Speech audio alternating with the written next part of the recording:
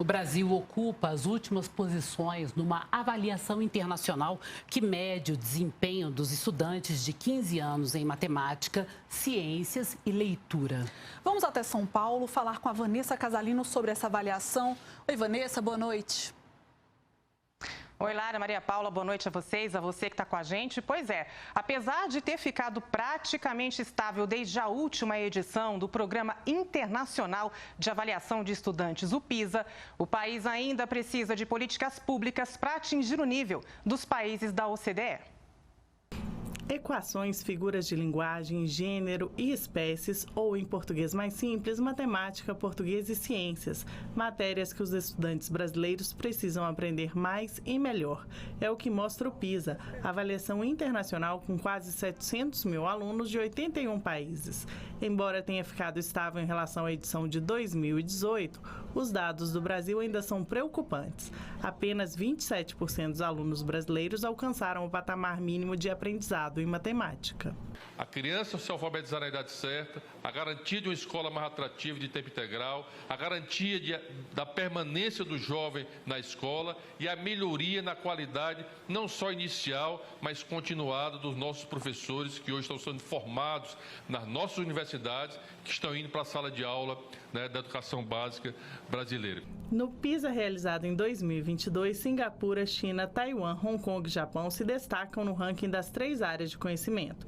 Já o Brasil, em matemática, ficou na 66ª posição entre os 81 países com 379 pontos, abaixo da média dos membros da OCDE, que foi de 472. Em leitura, o Brasil ficou na 52ª posição, com 410 pontos, enquanto a média dos membros da OCDE foi de 476. Já em ciências, o país ficou com 403 pontos, em 62º lugar. A média da OCDE foi 485. Para o diretor dessa escola de ensino médio do Distrito Federal, provas como as do PISA e as Olimpíadas de Matemática e Astronomia estimulam os estudantes a aprender novos conteúdos e os professores a inovar nas formas de ensino. Além disso, podem garantir mais recursos para as instituições. Dá incentivo à escola, a escola também é valorizada, porque os professores também estão sendo avaliados, né?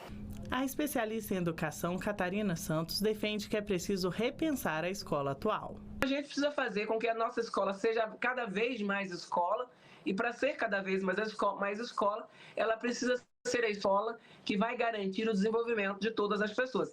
Quando fizermos isso, o resultado é consequência.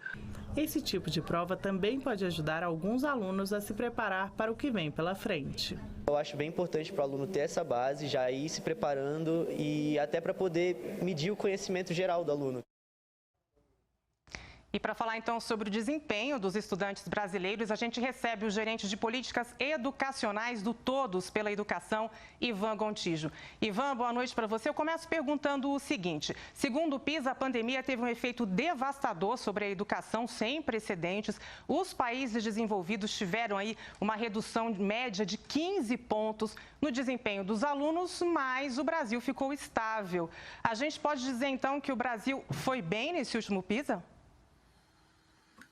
Bom, Vanessa, essa é uma boa pergunta, mas não, a gente não pode dizer que o Brasil foi bem no último PISA.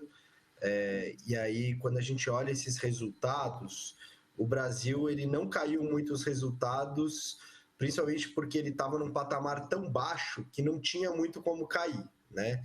Então, essa média dos países, principalmente mais desenvolvidos, que caíram, principalmente os países europeus, então você vê Holanda, Bélgica, Alemanha, tiveram reduções significativas, porque eles já estavam em patamares mais altos e aí a pandemia fez isso. O Brasil, como a gente já estava num patamar muito baixo, estagnado, o impacto da pandemia não foi muito alto.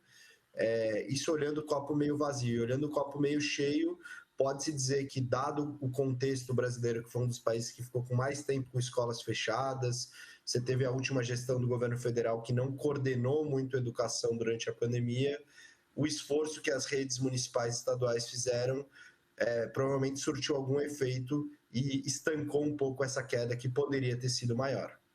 Pois é, né, Ivan? Porque a gente viu muito esse retrato aqui no Brasil, os estudantes de escola pública, especialmente, sem acesso à internet, sem acesso a equipamentos para essas aulas online. Então, a gente poderia imaginar um resultado até pior nesse PISA. Quer dizer, o que é que houve aí, então, de relevante que fez com que o cenário não se concretizasse? Perfeito. Eu acho que o resultado ele veio um pouco melhor que a encomenda, não porque o Brasil fez bem a sua lição de casa, por assim dizer, para usar o vocabulário educacional. Então, quando você olha, o Brasil, inclusive, subiu algumas posições no ranking, mas não porque ele melhorou seu desempenho, mas sim porque outros países tiveram um desempenho ainda pior que o Brasil, né? O Brasil, quando a gente olha a série histórica, que é o mais importante, nos últimos 10 anos, o Brasil praticamente está estagnado no PISA, nos 3 componentes avaliados, e o problema é estar estagnado em patamares muito baixos, né? Então, quando a gente olha, por exemplo, para a matemática, 70% dos nossos estudantes estão no nível insuficiente, abaixo do nível 2. Então, a gente tem que, por mais que a notícia tenha vindo um pouco menos pior do que a gente esperava, a gente tem que olhar esses dados com muita preocupação, porque o Brasil ainda está muito mal nessa avaliação internacional. Perfeito, Ivan. Muito obrigada por sua presença aqui com essas explicações.